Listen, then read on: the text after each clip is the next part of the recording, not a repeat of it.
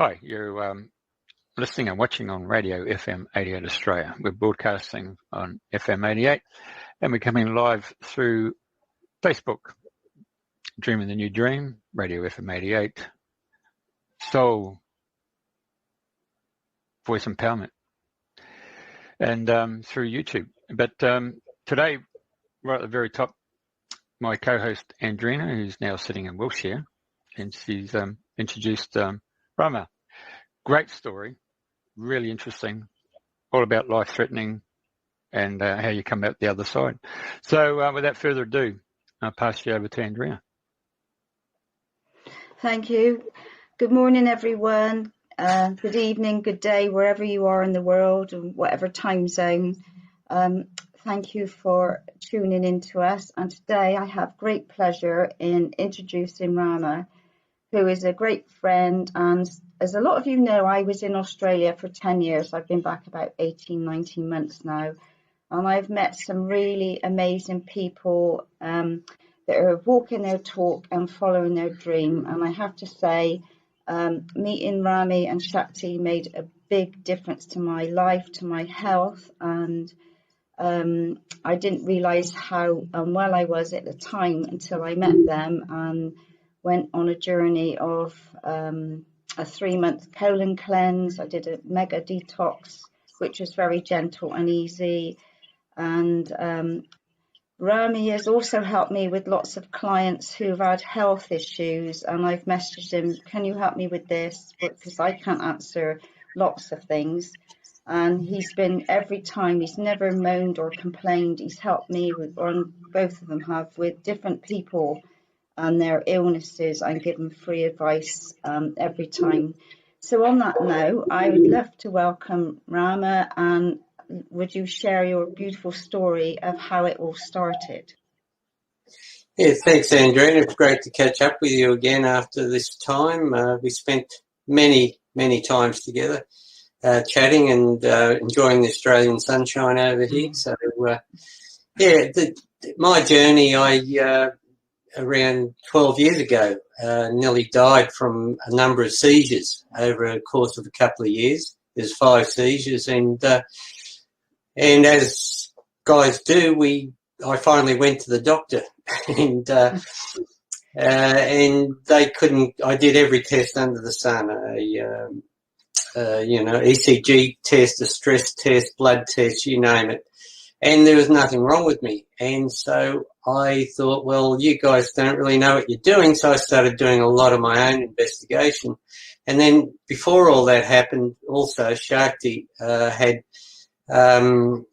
ovarian cancer. And at the time we didn't know much better. So she had the tumour removed. And while they were there, they did a full hysterectomy. And meanwhile, we had a couple of children around, over the year from 5 to 12 or 10 years old as they grew. And so there was a lot of stress, and parents passed away at the time. And with all that, I ended up putting everything I learnt into the book, Clean Up Your Act, which is a story about Shakti and myself. And then I realised that the book, after doing a first book, that really it was about my attitude that was causing the habits that were causing my health. And so in chapter 2 in the book, I go right into that, about the attitude and what we're thinking about, and how it really instigates the habits, and the habits that we have end up creating our lives. So we all, I think this slide Jeff's got there that come up, we all start out around about the same opportunities, and as we go, we have things like poor parenting and culture, religion, beliefs, friends. A negative mindset is grown. We're not, through the education system, taught to really shine. We're taught to comply and learn something, recite it in order to get good marks and then get a good job and pay your taxes. So that makes us a bit bored and lazy. We're not taught to fulfill our purpose. We're taught mainly to, like I was saying, comply, very regimental, army-based style of education. And so, yeah, we become bored and lazy and fearful. We don't exercise. We start to blame others for our lives, the government, the medical industry, whatever. We become a bit of a victim, so we're not happy. We've got no passion in our lives. We've got no purpose, no direction, and life sucks pretty well. So we want to feel better, so we start looking for external happiness, and which is basically escape, a bit of relief out of our lives. So we look at things like smoking, drugs, medication, alcohol, gambling, sex, internet, coffee, energy drinks, whatever, anything to give us relief. And we end up with things that we, excuse me, we have fairly consistent issues then which go on throughout society. We end up with drinking very little water, and we have toxic build-up and foggy brains, and we get detached, we put on weight, we have behavioural and relationship issues, and that makes us happy, and we become self-centred, no consideration for others, and as time goes on, we become fearful of our future, and you know, especially these days, you can imagine a 18 to 20 something millennial, and they've invested maybe $100,000 debt in the HECS high school or college bill, and they come out of it, and then they end up with this, you know, can of worms that where they can't get a job, they can't leave their home, you know, lockdowns, whatever, and it must be really depressing. So they listen to mainstream media too much and get the fear build up that's going on. So with that, they start to worry. They have become very emotional, and when you're emotional, you tend to make really emotional choices, and they're not always the best choices. We have a lack of sleep, which really impacts on our choices and well-being again.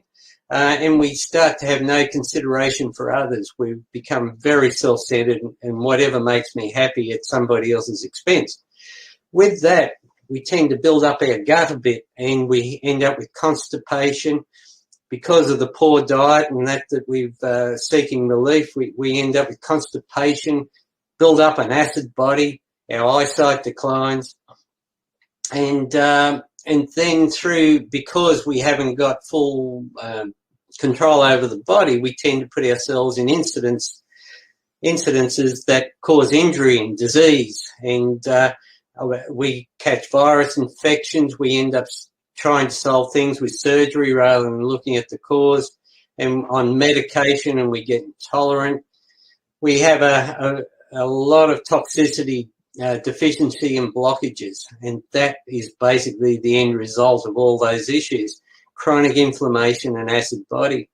And so with that, because we often can't create a life we want and the money we need, we end up in debt, a bit of a poverty cycle, which adds more stress. We get anxious, we have anger, we have the grumpy old man syndrome and the whinging old woman syndrome. So, and even couples that have been together some 20, 30 years, we know are splitting up because they're not handling each other now because they've actually got to live together instead of escaping to work. So with chronic fatigue and that builds up from that and become lonely, depressed, quite sad, and eventually it can end up with suicide. And I know recently it's not reported so much in the news, but we know a guy, a first responder in the Sunshine Coast that attends 7 to 9 suicides every week. And that's where things are going because of the depression. People don't see a future. And it's basically because of fear. And fear can really drive a person's life. So we don't need that fear aspect in our lives. That's where we need to create a happiness cycle in our lives.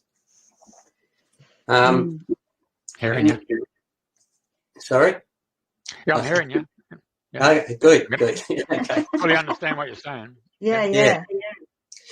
So if you look at that one, Jeff, the sickness cycle, we end up with quite a negative attitude, and we end up blaming, complaining, fear-based and all that sort of thing, low confidence, no imagination. So we end up with a basic negative attitude, and again, anything to feel better. So we turn to junk food and we have a sedentary lifestyle instead of exercise. We become bored and really lazy. We hypnotically drift from day to day without getting up and go, wow, I've got all this to achieve, and say, oh, well, why get up at all? You know, it's only going to be a Groundhog Day again, so I'll just stay in bed, and you get quite lazy. So we start seeking into external happiness again in the gambling and that sort of thing, internet. We get really addicted to these things, like caffeine, sugar, alcohol, drugs, whatever. And that puts stress on the body. We end up with a toxic liver and organs, especially because absolutely everything you eat goes through the stomach, the bowel, and is extracted, and it goes through the liver and the kidneys and into the blood and feeds every other organ in your body, including your brain. So it is vital that you watch what you're putting into that area on a constant basis. So then with that, we end up with a deficiency in magnesium, zinc, and other minerals and vitamins and essential fatty acids. And then with that, we end up with inflammation. And, there's so many people have got a really swollen bones and all this, and they say it's arthritis. Well, I started to get arthritis. My mother had rheumatoid arthritis. She died at the age of 52 in a car accident, but prior to that, she had surgery with pins stuck in her toes trying to fix it all, and yet she ate so much sugar.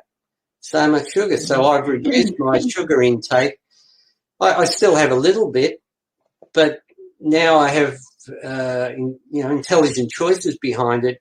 I have a little bit of sugar, and but not much at all. So that. Can I just interrupt you? Say on sugar, are you talking about white sugar, or are you talking about the brown sugar, or raw sugar, or are you talking about the fructose of fruits that you eat? Pretty well all that. If you add too much sugar all the time, sugars are one of the worst carbs, and carbs basically turn into sugars. So what tends to happen as you eat sugars, half the normal white sugar that we have is glucose, and that goes into the liver and is used for energy, and that's why we get that pickup within 5-10 minutes. But the other half goes through, and it's not recognised by insulin. So that sugar goes straight into the liver, and the liver says, I know your energy, so I'll have to convert you to fat, and puts it into the blood literally within 5 or 10 minutes. Half the sugar that you eat, including flours and breads and other carbohydrates, grain products mainly, turns into fat in the blood within 5 to 10 minutes. And that circulates around it. After 5-6 decades, it blocks up in the arteries where it forks, especially, and in the smallest capillaries, which are in the feet and in the eyes. And if you look at people who are gathering fat in their body, the obese people, they've generally got purple ankles with sores on them because the capillaries in the toes and feet are blocked up with the fat that's going around their blood. And you've got a large aorta coming from the heart going down all the way to the feet, trying to get to the capillaries, and then you've got veins that come back and it's trying to push uphill. So the veins operate very different to arteries, and that they pump, and then they go like a gate that comes across, and then the next heartbeat pumps. A lot of people are not walking to help that pump back up, and they end up with purple feet and finally amputations or gout or arthritis in the toes. And then their eyesight goes with macular degeneration because the omega-3s aren't washing through with the eyesight. Instead, it's using omega-6, which is the trans fats and other things in the diet. And that's a stodgy blocking sort of fat that builds up over decades, and that's where you get your macular degeneration. I used to wear glasses 15 years ago. Now I don't. So you can reverse things. And I was heading for, I had a major blood test done in 2015. Cost me $500. Went to the States and came back 3 weeks later, and I had 2 points on a 5-marker point towards dementia. And the changes I did, I had a root canal removed, and changed my lifestyle significantly. And bit by bit by bit, I've detoxed and come good over that time to now being 65 in a couple of weeks, fit and healthy, no medication. And I'm going to get the pension soon, Ray. but I don't, financially it'll be helpful, but I don't need it. And it's just useful. But I'm not old compared to the other people my age around me, which I just see. Age is not going to worry me. It's just a marker of the amount of time since I was born. That's all it is. And we tend to be around for a long time. That's what I always say, that, like I know I'm older on paper, but I don't feel it by any means. And I know for me it's so important to be the best version of me health-wise, because there's still lots of travel and different things I want to do, and it's really having awareness of what's going on in your body and really sort of diving deep to find out what's going on. And if you can't get to the source, it's going to people like you and other people to help you fine tune what is going on, isn't it? Yeah, that's correct. And I call the medical industry really the sickness industry, because they're really interested in resolving your symptoms so you feel better, like pain relief tablets.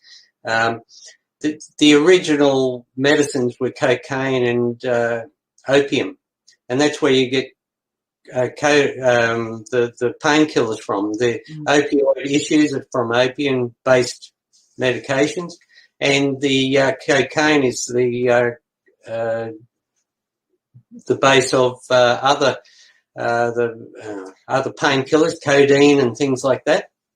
And so that's why a lot of those are on script, but there's ways around that, and there's a overdose of that prescription medication through the system. And I think in Sydney you've got they do the sewage water there, and it just shows the opioids that are in the sewage system big time. So, so all that stress on the body. Out to the Pacific, doesn't it? Yeah. And sewage goes straight out into the Tasman Sea, I should have said. Yeah, into there, and the fish eat it, and then we eat the fish. Yeah. So all of that leads to a mental stress, and you become emotional, depressed. Can lead to dementia too, the depression, and chronic fatigue and poverty consciousness. So it doesn't help. So we work on helping people into the wellness cycle, which is the next stage. So you can get out of all of that with a positive attitude, where number one, you take responsibility. We're taught not to take responsibility. This whole thing that's going on at the moment is about, fear and division, dependency on the government, and then ultimately control. So if you've got those 4 stages, at each of those, it's about not taking responsibility, handing over responsibility to somebody else, and like the sickness industry or the government, they've made decisions to save us, and we are the people here that can take responsibility for our own health. Shakti and I take plenty of zinc, plenty of supplements, green powders, stem cell enhancers. We clean out our bowel. We have essential fatty acids every day, vitamin D. We walk. We take responsibility for our health, and therefore we're fit and healthy. Those who choose to be on medications, well, the average medication has normal medication has an average of 70 side effects that are not supportive to the body. So, but things like steroids might lower the cholesterol. However, they won't add to the quality of life because they'll add some side effects, and they won't add to longevity of life. Whereas walking for 30 minutes a day, 3 days a week will add 2 years to your life. Taking good essential fatty acids like salmon oil, like having a feed of canned sardines or something like that a couple of times a week will increase your life by 5 years. So it's quite amazing. Just by eating better, you end up with a better lifestyle and longevity. It's all about a quality of life right through to when you pass. And my particular family, Shakti's grandparents had a very longevity of life into their hundreds. Her parents were around the 70s. Mine were around the 60s and 70s. I've already outlived some of my ancestors. So because of their choices, and it was mainly sugar-based diet. Yeah. Can I ask a question? Because I know all the things you do is important, and but you also a great one for doing coffee enemas and colonics, aren't you, as well, for really cleaning the gut out? And I know I've had a few of both, and I know at both of them, it was like fresh air was going into my stomach, and I just felt so different inside. Amazing. So you're a great advocate of the coffee enemas, aren't you? Yes, in fact, I'm going to do a live demo now. So. Lovely. It's okay. I'll save you. Swiftly moving on. I've actually devoted a whole chapter 9 in the book about coffee enemas. I do essentially pretty well one a day. Sometimes I'll do one every second day. But when you're taking coffee orally, coffee itself is reasonably good for you because it's got good phytonutrients. But when you take it with dairy, the dairy encapsulates those phytonutrients and really locks them away and doesn't help the body. It just puts a burden on it. So we add coconut cream to our coffee, and I stopped having the cappuccino. So I have a long black with a bit of coconut cream in it. Absolutely good for you. The coconut cream's good. The coffee is actually good in moderation. I only have about 2 cups a day, 2 shots a day. And some days I miss out on a cup of coffee and I don't get a headache. So I'm not addicted to it and I don't need it, but I do enjoy the flavour, a little pick-me-up. But when you take coffee through the other end, through the anus, it goes in through and absorbs directly into the liver. And when it absorbs into the liver creates 7 times the amount of glutathione that normally puts out.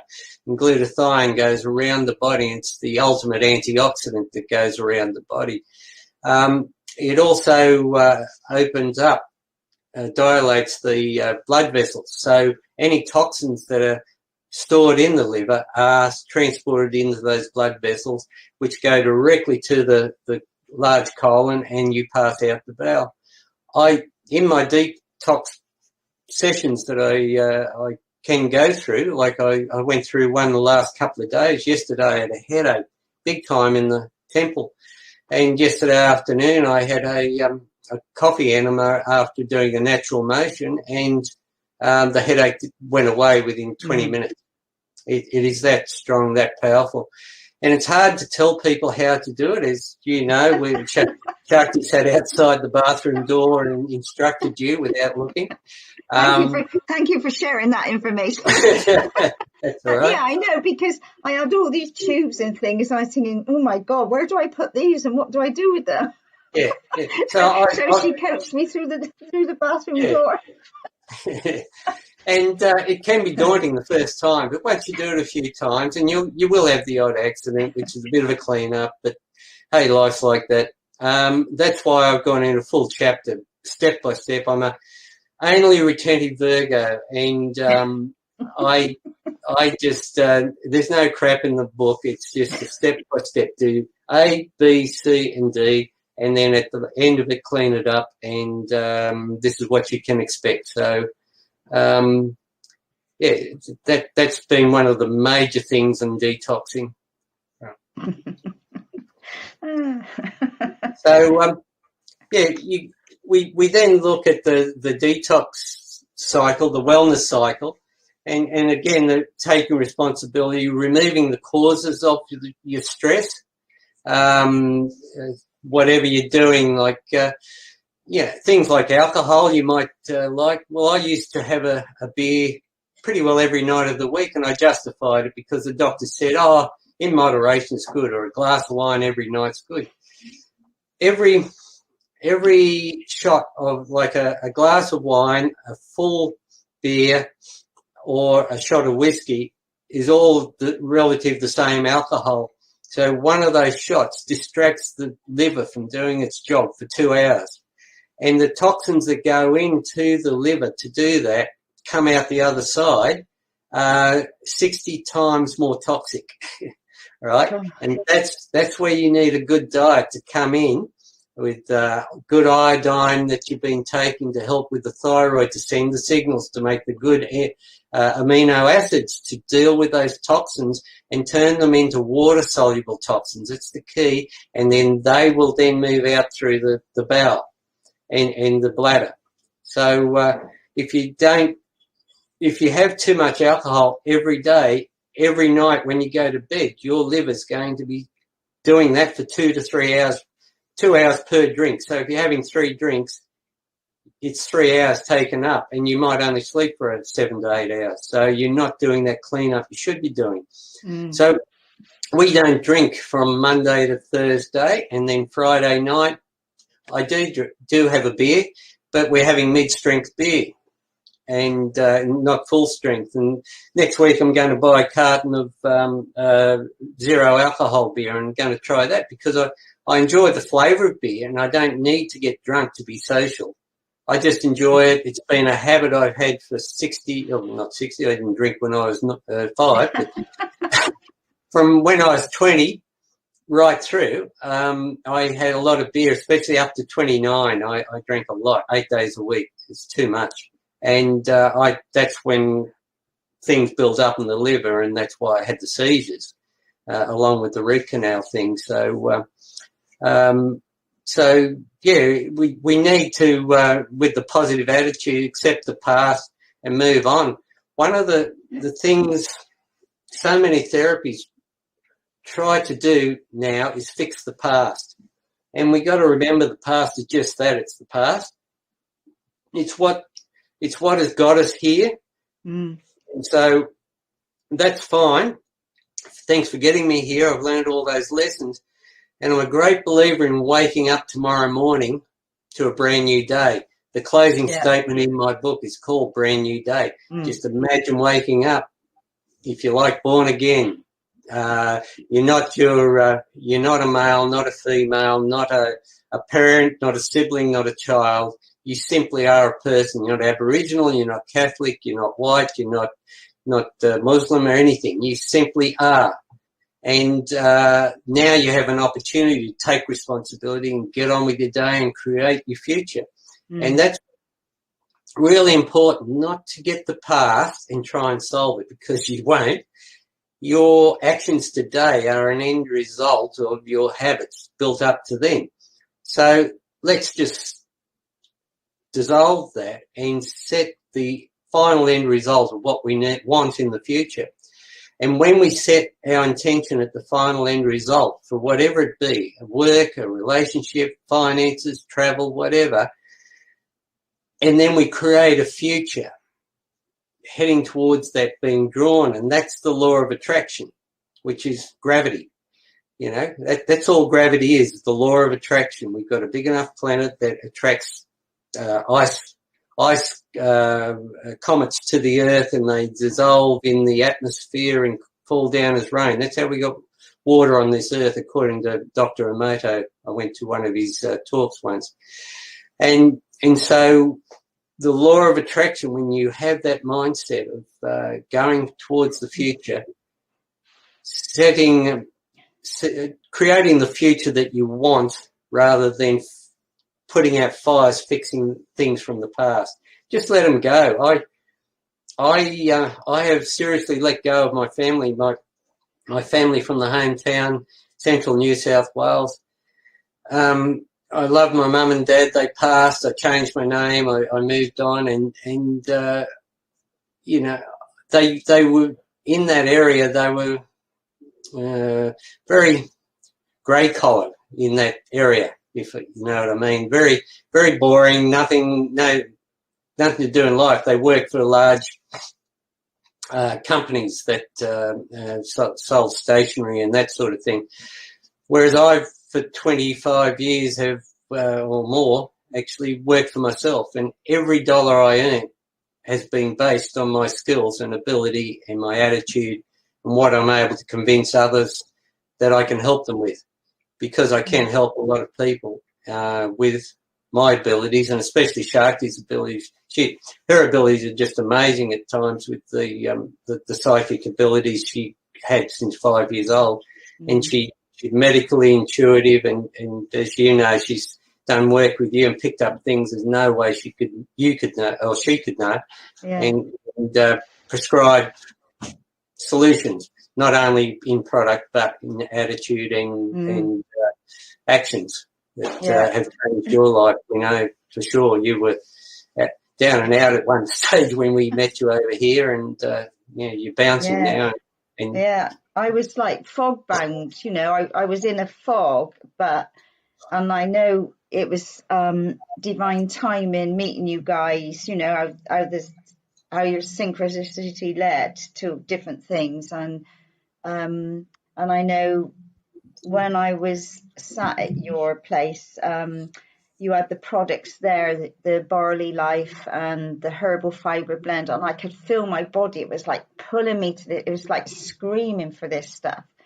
And I know that with both of your guidance, I started to feel so much better, and I didn't realise how under par I was feeling until I started changing things. But I have to say that working with you, I know we hosted lots of talks around Byron and on the Gold Coast, and you give up your time freely to do workshops and help people.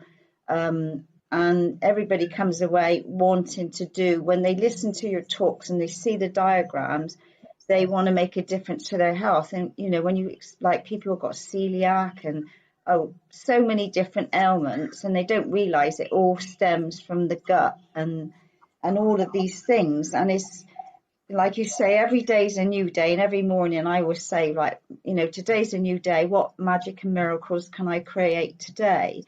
But it's making different choices, isn't it? You know, it's every day, make a new choice, step out of your comfort zone and say, right, what can I do today? And even if you only do something small, it's a stepping stone along the way. And I know there are lots of people, because I'm on the Canal at the moment, and I meet so many people, and I see so many people that are carrying lots of weight, walking with stick, and they're so much younger than me. And so, you know, I often chit chat and just sort of see where they're at and if I can help in any way. But it is making new choices. So for people that are going through all sorts of aches and pains and all sorts of things, what would you suggest would be a good starting place for them to start to turn their lives around if they're like quite overweight or quite sick? Because it is, for some people, it's really hard to turn things around. A lot of people don't want to, and they're happy where they are. And I've had to learn to step back and think, right, okay, that's your choice. You're happy where you are. I'm here if you need me, and move on. Yeah. Well, the one of the big things is to reduce the weight. Like if you're carrying 10 to 20 kilos overweight, if you go into the supermarket and pick up a 4 kilo bag of potatoes, they're heavy. So you pick up another one and that's 8 kilos, and some people are carrying 12 kilos. So you imagine carrying around 3 bags of potatoes, and 12 kilos overweight is not a lot these days. Some people are 20 or 30 kilos. And so the best way to reduce that, we found just about 3 years ago, we were introduced to intermittent fasting, where we were always brought up with 3 meals a day, breakfast, lunch and dinner, and plenty of carbs and sugar with that. So now what we do is we don't eat till 12 or 1 o'clock in the afternoon. And then, yes, I know some people are vegetarian or vegan-based people, but we went and have a good meal of combined with protein, animal protein, chicken, beef or lamb or that sort of thing, along with some veggies. And we have a really hearty meal around lunchtime. And then in the afternoon, I might have maybe a cup of coffee, a nut bar, and perhaps a piece of fruit. And then in the evening, I may have a kombucha, which we make ourselves, and a couple of pistachio nuts. That is amazing. Like you're only eating in this 6-hour window, 4 to 6 hour window, and then from about 7 o'clock at night right through to 1 o'clock or 12 o'clock the next day, you're not eating. You're just drinking plenty of water, you're exercising. Now, for the first couple of weeks, that's a bit hard because you're so used to it. So it's good to say maybe not eat till 9 o'clock and then 10 o'clock and 11. But bit by bit, I've literally gone 24, 36 hours without food. You can go a long way. And when you do push over that 12 to 18 hour mark, the liver creates ketones, and ketones go around and triggers the body to live off the fat that is already in the body. And so that energy is taken. So we're so used to providing the energy through the carbs that we eat meal after meal, and that gets us through the next 4 hours. And that's why we're trained with the food pyramid and that sort of thing. The reality is, if you don't eat all the time, because our caveman ancestors might have killed an antelope or whatever, dragged it in, and they'd feast on it while it was fresh before it went off, before the flies got to it. And in between, they might find a few root vegetables, and they might find a few berries and fruit or whatever, and eat that in between. So they probably only eat once a day, once every second day, and in between that just snack on what they could find. And then we got into agriculture and we got into breads and stuff like that. And that's where our health started to turn around. So if you're eating along those lines, and then plenty of fibre, like we have the herbal fibre blend before our meals still, plenty of good fibre. We actually mix up some psyllium husk and some flaxseed. We grind that down and mix that. Excellent source of fibre, that 30% flaxseed and then the rest in psyllium husk. Have that 20 minutes before a meal, and then have that good solid meal. Drink heaps of water in the morning and flush it through. Your urine really smells. When the urine really smells, it means that's the toxins out of the liver that are being displaced, because you're drinking plenty of water. The body's relying on fat, that it's stored. And when it's storing fat is the first place that toxins are stored. So when you're eating, overeating more than you need for energy, the body then says to the insulin, store that fat somewhere, and the first place is in the liver, and you get that fatty liver disease, alcoholic and non-alcoholic fatty liver disease. And that stops the function of the filter in the liver, and all of our body's blood goes through the liver every 3 minutes. It's filtered through 500 times a day. So if you've got a fatty, dysfunctional liver, you've got fatty, dysfunctional blood that feeds every other organ in the body and therefore the brain.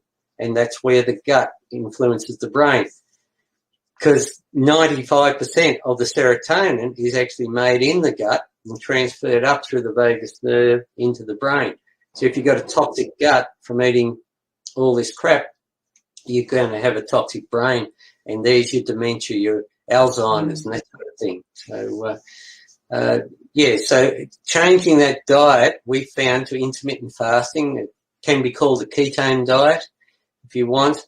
It does involve, for those who are open to eating meat protein, that's fine. If you're not, look for a good plant type of protein, or if you, some people eat fish in lieu of, just make sure it's not toxic, the fish. And eggs, a little bit of dairy, that sort of thing is good animal protein too. That's not directly a meat. So that and supplementation, moderate exercise. I walk 4 days a week, push weights 2 days a week on our home gym. And then on Sundays, I don't. Sunday's my day where I don't intermittently fast. I get up and I have a beautiful bacon and egg breakfast and a slow one with a cup of coffee. It might be anywhere from 7 to 9 o'clock in the morning. Sit back, look at a few videos, whatever. Bit of time out for myself, and then I get on with my day, and I might not eat again till I'm hungry. A lot of people say, "Well, it's 12 o'clock, we've got to eat," and no, I might not eat till 3 o'clock in the afternoon, and then if we plan it, we might just put on a slow roast and eat that at 3 o'clock in the afternoon with a nice red wine. Bit of time out, bit of community these days is good. We're meeting up with a group of common law people down here on the Gold Coast Sunday afternoon, getting to know that tribe of intelligent people that are making their own future now, instead of some of the people who are too fearful and just choosing not to change these days. It's one of the things is about the attitude.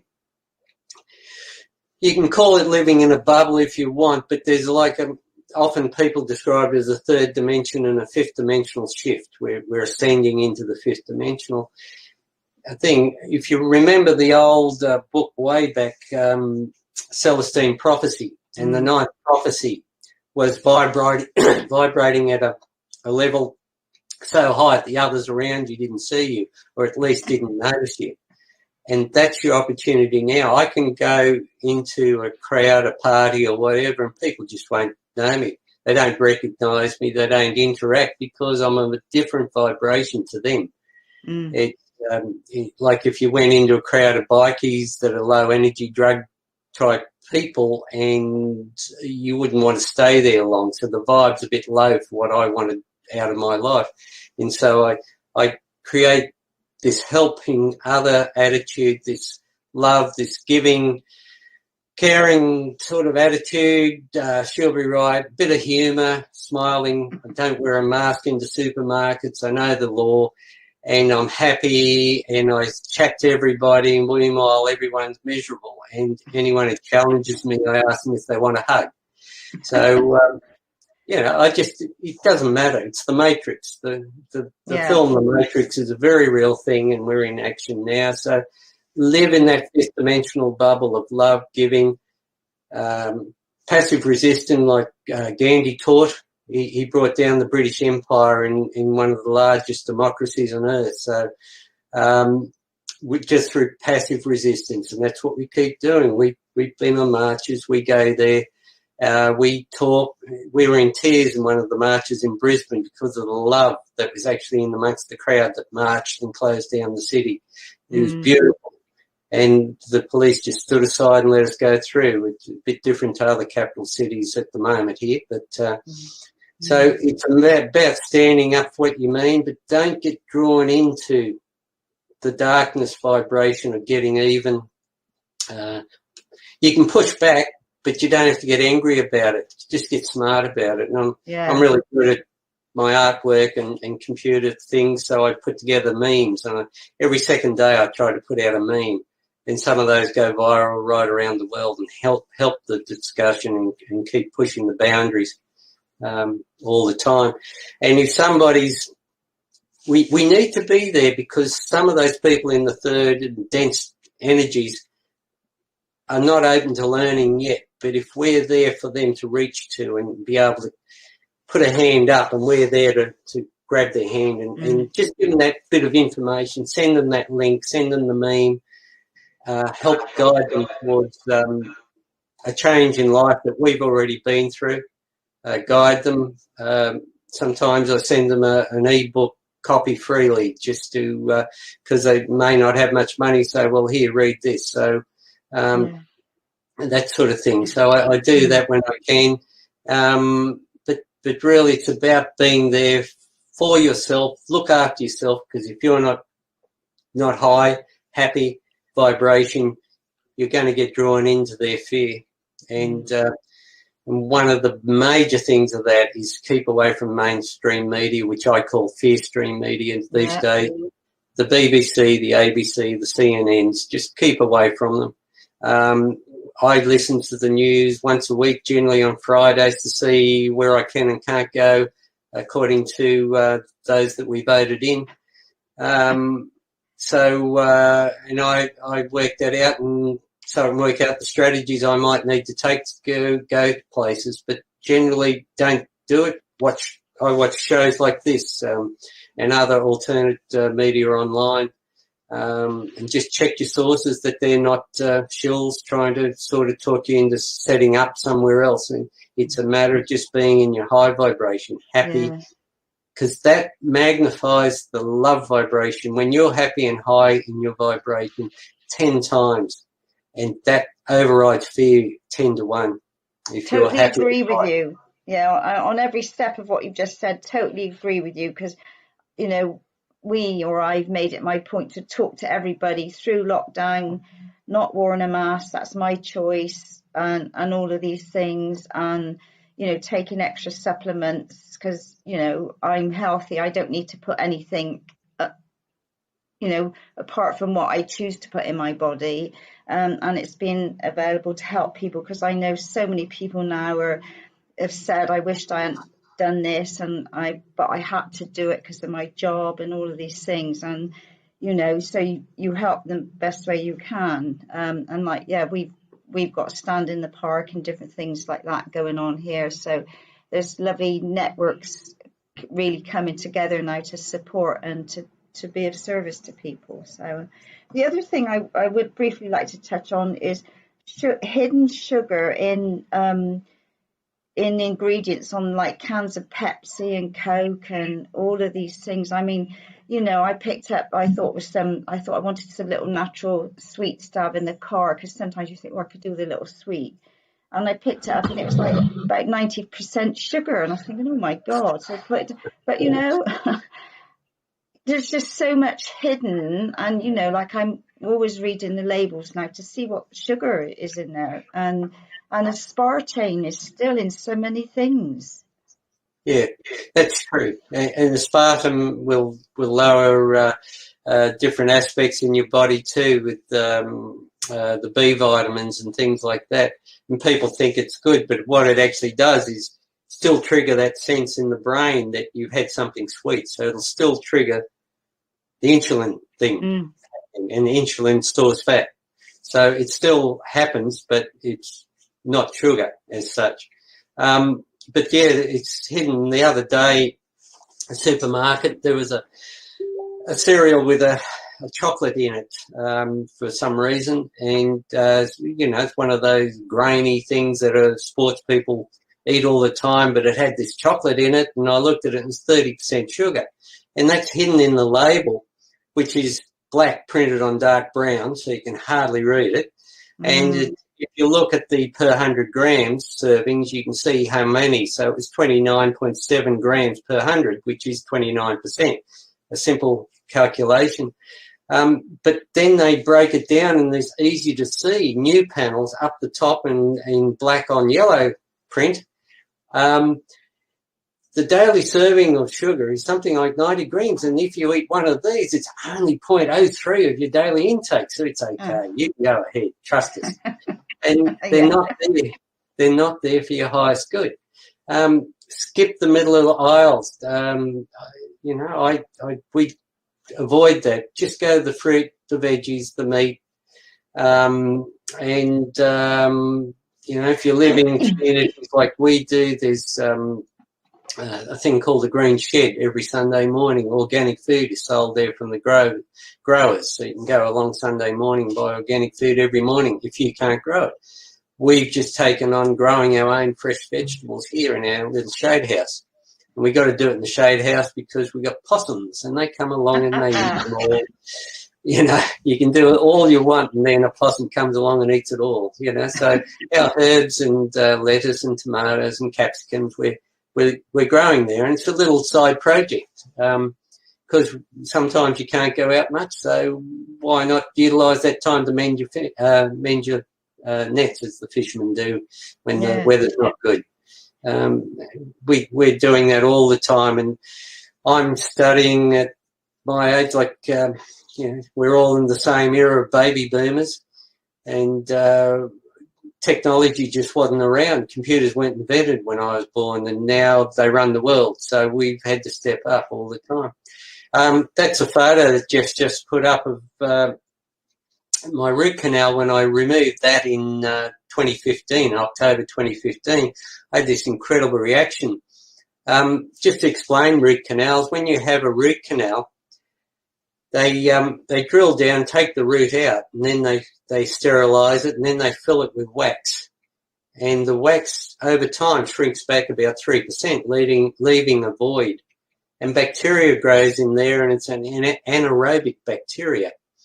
And so it doesn't sound like much, 3%, but if you do that over 30 years, gradually leaching in through your nervous system, because that's where it's connected to, into the nervous system, your lymph system here, and then right down into the kidneys and that's one of the major causes of my seizures, was that root canal that I had here in the front right of my face.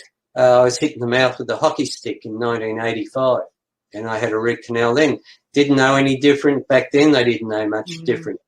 Yeah, but I went to a holistic dentist, and he's a naturopath as well. And then my immune system, he said, was running like a Ferrari just to keep me alive. And even though I had the seizures, it was keeping me alive. That's its job. And then when I had the root canal out, and I had green pus under this tooth, and it had moved because my jaw broke underneath the lining of the teeth, and my two molars over here had white pus under it. So two different bacteria feeding into my nervous system 24/7 for 30 years. And so that's why my immune system had to work like a Ferrari to keep me alive. Now I can work like a little a Mazda 3 and get on with life, you know. But it over-exaggerated or expressed itself in my rashes around my face because my eyes, well, your eyes are near the brain, and I had 2 stages towards dementia, remember? And so I could have had something quite toxic behind my eyes. It could have been a tumour, I don't know, never got that assessed, but I always had a lot of phlegm in here and around the sinuses. So it came out the eyes, and so, 2016, that's what expressed itself 9 months later, and then a year later it's still there. You can see the liver spots on my face up on the forehead. There's a fair bit of forehead in my forehead in around that area, turning brown. And then I took some stem cell nutrition, which released stem cells out of the bone marrow, and within 3 weeks, my face cleared up. Now, it's just absolutely amazing when you give the body what it needs. You can get the stem cells to rebuild the body. And now, if you look at my image in this, some of the major spots that were there, like that one, is really dissipated. I've got a few around this side of my face at the moment. I'm still releasing in cycles, and that can build up and then drain down in just below where I had my root canal, and then go into the lymph glands, and then that's expressing just occasionally it comes up as it releases. And that's an image of the lymph glands, which are in around there and usually around the joints and the bones of the body. The lymphs are an interesting thing. You've got the liver as the major filter, and then it goes into the kidneys as well, which does more filtering, and then it goes into the blood, and the lymphs are the final filter for the blood, and they can get blocked up. And when that happens, it can happen in and around the breast, the armpits, the groin, the knees, that sort of thing, elbows. Usually around the joints, you got a lot of lymph glands, and they get blocked up, and then that it contributes to the arthritis as well. So what can move them through is a bit of exercise, regular exercise. Excuse me. If you walking at least moderately 30, 40 minutes 3 times a week, and push, like walk fast, don't just stroll. It's not a stroll, it's a walk as fast as you can without straining the joints, and build up a sweat, and then go a bit further, whatever's comfortable. I currently walk 4 kilometres every second day or so, and it's a 4 kilometre walk, but it's living on Tamborine Mountain, very downhill, and then I've really got to push it uphill. It's a hard slug, but when I first did it, I had to stop 4 or 5 times. Now I walk home. I'm home within 40 minutes, which is about 10 minutes a kilometre, good pace, and feel good. And that's pumping around the blood and clearing out those lymph glands. The other thing for people who like it, I don't like it myself, but Shakti likes it, is small mini trampoline. The smaller ones, only about 3 or 4 foot wide. Perfect for me. Yep, good. And bounce side to side on those. And that, as you're bouncing side to side, it's moving the lymph glands, especially around the groin. We tend to leave, we're taught through religion and that the groin's a naughty word and that area, stay away from it. Really important. It's the base chakra. Lots of things happen there. And so a lot of lymph glands are in that area. So you're moving that around, pumping, helping those veins pump the stale blood back up to the heart to disperse to the liver, for sending that blood then to the lungs for dispersion. And one of the things too is that people underestimate the major detox organ in the body is not the kidneys, liver or bowel, it's actually the lungs. That's why if you don't breathe for 3 minutes, you die. You're actually not dispelling the toxins that were there and bringing in the good stuff you need. And when you're wearing the face coverings that are requested these days, you can have more toxins staying in there and breathing back in than what is good for the body. So those are where choices can be made depending on the local laws and that sort of thing. So that's an important ingredient too, is to have fresh air doing those things, and pumping those lymphs around. And we have something from AIM called Herbal Release that we can get here in Australia, but I'm not sure if it's available in the UK. I don't think so, but that's really good for clearing the lymphs. But when you do clear the lymphs, you can have detox symptoms. So when you're going through this, if you've had 40, 50 years of sheer neglect and then you finally decide to do something, you can have detox symptoms, as in you're releasing the toxins that have been built up in the body for decades, and they're going into the blood, and you can feel unwell. And usually if you've got a cycle of feeling unwell and then feeling way on top, feeling unwell, way on top, those cycles are generally around 3 days. And you have a cycle of drinking lots of water and then not much water, and headaches, lethargy, diarrhea, skin rashes, boils, that sort of thing.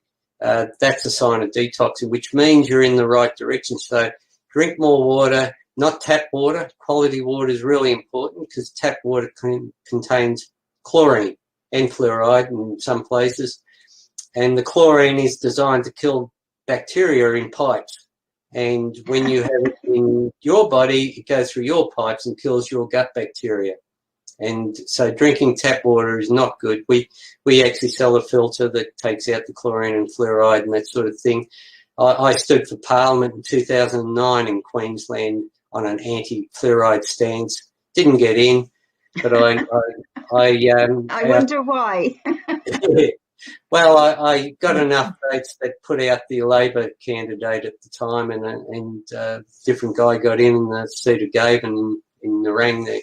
So we're passionate about, and then we found a way around it, and we sold hundreds of those throughout Australia and helped hundreds of people, and it just makes the world of difference. I was talking to a mother just yesterday whose daughter is Asperger's, and she doesn't drink water until she got the water where our machine makes, and it's just a benchtop thing.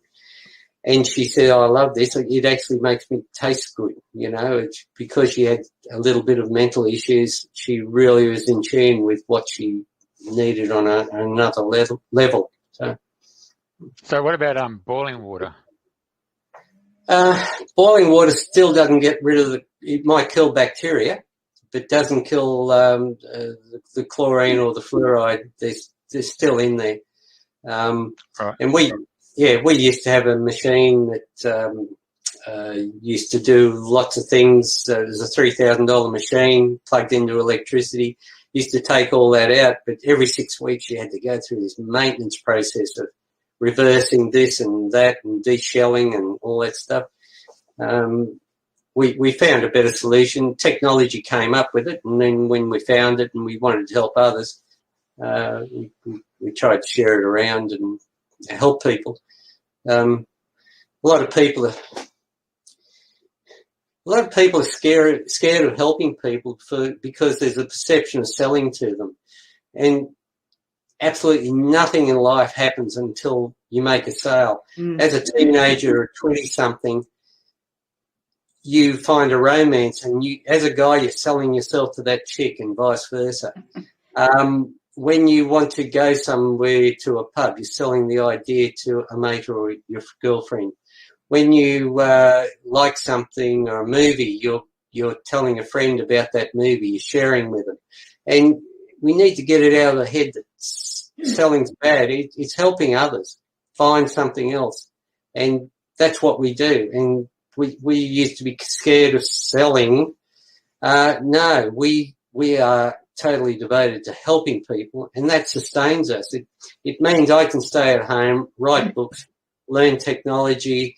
We've got a new YouTube channel starting, Be the Life You Love. It's only got a couple of videos up on it now, but we're learning that. I've written the book up there, that one, and Shakti's just helping so many people every week, and it changes lives. And means we can stay at home and not have to work at a cafe because we're helping people and we gain an income from it. And therefore, we're not a burden on the community. We're fit and healthy. And that photo on the cover of the book is Shakti in Canungra, just west of the Gold Coast. We had a day there when at a little camping ground, and that's when she was nearly 100 kilos. And the difference it can make when you take responsibility for your life. And it just a turnaround. That's her also on the right in the purple dress. So it makes a huge difference. Yeah, fabulous. Going back to, there was a lady that had a question, and I mentioned to her earlier, which I think you've covered, about her blocked lymphatic system, and she's getting all this toxic waste coming out, and excuse me, and now it's in her breast. So trampoline would be a good way for her to start moving it all around as well. Yes, good circulation. It's really about circulation for sure. It's moderate exercise, trampoline, being up around the chest area, moving the arms, getting small weights, 1, 2, 3 kilos, whatever she can handle, and do exercises with her arms so you're pumping in and out and that sort of thing. Yeah. And good quality water. Get away from the tap water. Even she's got to buy it. That's the way it is. 40 cents a litre for water if you buy it at 10 10-litre jugs or whatever from the supermarket. Do that. You should be drinking around about 1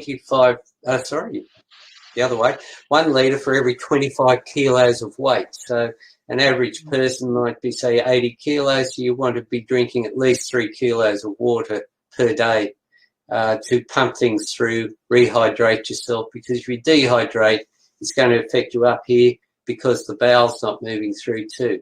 The bowel uses a lot of water that's absorbed into the fibre, does its job with the gut flora, and then passes out through the system. So, yeah. So really, yes, it's about moving around, plenty of water. There are some herbal remedies that can help clear lymph nodes, and also a bit of iodine, the Lugol's iodine. Lugol's is a 15%. It's not a brand. It's a 15% iodine mix of. So look, search for some of that. Get some natural stuff. Take 4 to 5 drops of that every day. Just with a meal, with some fat in your meal, and that will go into the thyroid, and the thyroid is what triggers the glands in your around your liver and that to produce amino acids to help with the correct digestion. So in conversion of things to right things to help your body. Let's come into this diagram put up here. Yeah. I noticed there's Crohn's disease. Well, any one of these things that are listed on this chart, is the first thing you want to do is detox. Is that doing the celery detox, or is it just a juice detox? Where would you start? I'd start by reducing carbs first. Celery, you can go on these things that are like the celery and that sort of thing, or juice, but they're not sustainable. After a week or 2 or 3, they're not sustainable. But eating less carbs every day and eventually eliminating carbs is the first thing you can do, because carbs are the things that turn to fat that causes the circulation issues. So you can have a donut and a cappuccino, and within literally half an hour, the gut bacteria in your bowel will be different to what it was. And it'll take 3 or 4 days for that to get out of the system as bacteria. If you keep eating carbs every day, the donuts and cakes and biscuits and cereal and grains and breads, it'll contribute to that every 4 hours, and therefore you'll have an unsupported gut bacteria. Everything you eat goes through that area, and it's absorbed through water, goes into the liver, is converted to energy. When it's converted to energy, it'll either be ATP, which you can use, and glucose, or it'll be seen as energy and stored as fat. And if it's stored as fat, it's a place for toxins to gather, and they will gather in those areas. And that's eventually you end up with it stored around your gut area, especially in your backside. It's all mostly in that mid area. So it's easy access. That's the way our ancestry designed it, in that if you feasted on a beast, you might have killed a large buffalo or something, and you might just actually pig out. After a while, it had to store the extra energy near the liver, so that when it came time to famine, because you didn't find another beast or food to eat, it was close to the liver to transfer there for energy. So the biggest thing you can do really as a detox is get off the carbs, clean the bowel out, have good fibre. In Australia, we have the herbal fibre blend that's brilliant. The UK can't get that at the moment. Canada have a different version of it. The US have got it. But have good fibre, plenty of water with that. You definitely need to take a lot of water with that, because that's what helps. And that particular product's got soluble and insoluble fibre.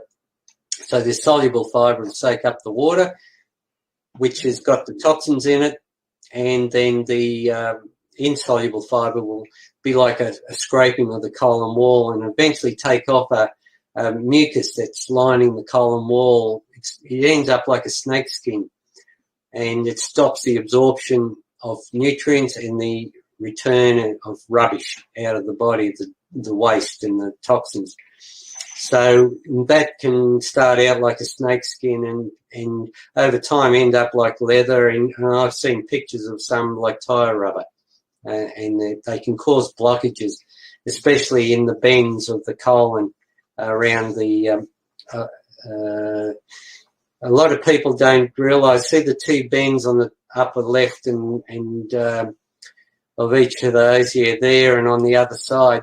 Well, they're actually hooked onto the back of the rib cage. A lot of people only see it in 2D, so it goes around the front of your body and then it returns and hooks onto the back of the rib cage there.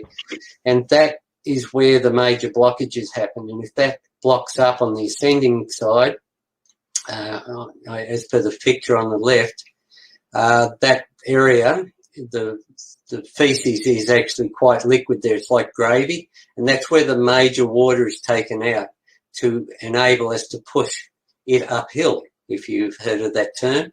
And then you go across the transverse colon to the other side, but the major blockage is in that area at the descending colon because you dehydrated the stool a lot by then, and it should be getting close to a normal stool consistency.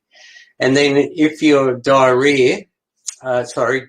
constipation, the feces will sit in that area where the cursor is going now, and that can cause it's like an internal nappy rash. The feces sits there for too long and irritates the wall, and so you get a nappy rash type thing on the inside because it's high acid and it's just sitting there stagnant, and the toxins are leaching into the colon wall.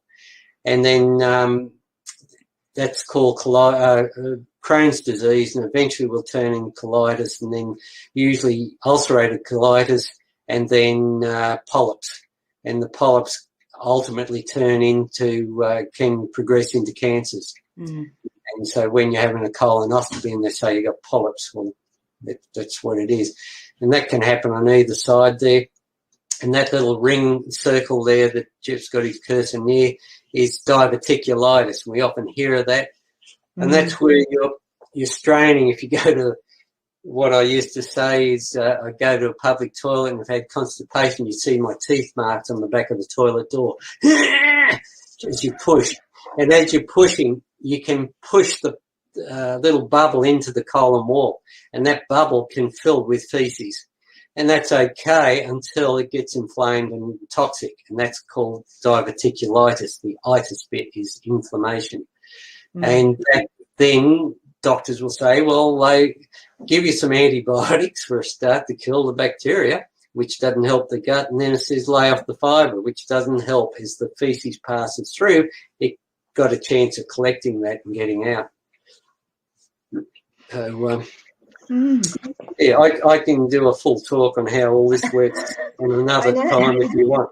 Yeah, no, that would be lovely. And I mean, I learn every time I've listened to your talks, I gain so much information. I mean, you're so full of information, wisdom and knowledge. And thank you for sharing and coming on, because I know we haven't even touched on the different types of feces, because, like, you know, there's floaters and sinkers and all sorts of things.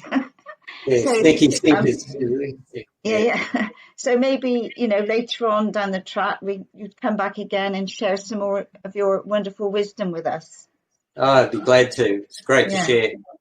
Yeah, and I know, you know, you and Shakti together are a powerful duo with, you know, you complement each other and everything you do. So I take my hat off to you both. I've been always inspired and guided by what you've done and how you've helped people, and your love of just helping people, full stop. It's interesting how we came together on a Lonely Hearts newsletter, met, and I knew I was going to marry her that night. We literally married 4 months later. and our anniversary, 25 years, is coming a couple of weeks.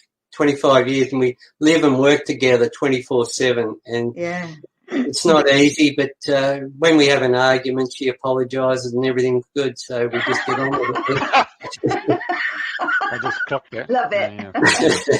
Yeah. Anyway, But, I'll have her on later on down the track, and then she can say her piece.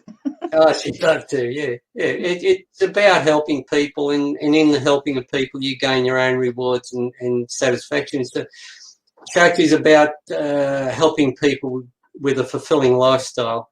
It's at the end of the day, it's fulfillment, meaningfulness through purpose, and that's what we do. We help people do that. We're doing it. And if you've been there, done that, and that's what our YouTube channel is going to be all about. Is be the life you love, and that's what we're working on, is helping people live it. And we bought a little A-liner caravan. We're going to travel out back hopefully next year, borders being open and everything, and we want to help people on our travels and just show them how to make a damper and have a good life. And it's about being happy and sharing and getting the technology right so we can still live stream from Longreach or Alice Springs or wherever, So. Fantastic. Okay. Well, thank you so much for all that you've shared today. It's been absolutely awesome, and people know where to contact you. Your number's been up, and all the links are there for people to connect with you and just connect with whatever they've got going on, and let them you be able to help them. For sure. Yeah. Absolute pleasure. Yeah, so thank you very much for coming on. It's been great. Good. Thank you, brother. Yeah, very good. Thanks, very mate. entertaining. Yeah, very knowledgeable. Yeah. So next time it'll be know your stall, eh? Well, my opening line often in these talks is I used to talk shit for a living, and now I'm not even a politician. So. What was it you used to have on the back of the car? We constipated but carrying on undeterred. Oh, that's it. Yeah, that was always a good line. Yeah. Yes. Okay. All right. Take care and enjoy the rest of your evening. Okay. Thank you. Bye. All right. Bye.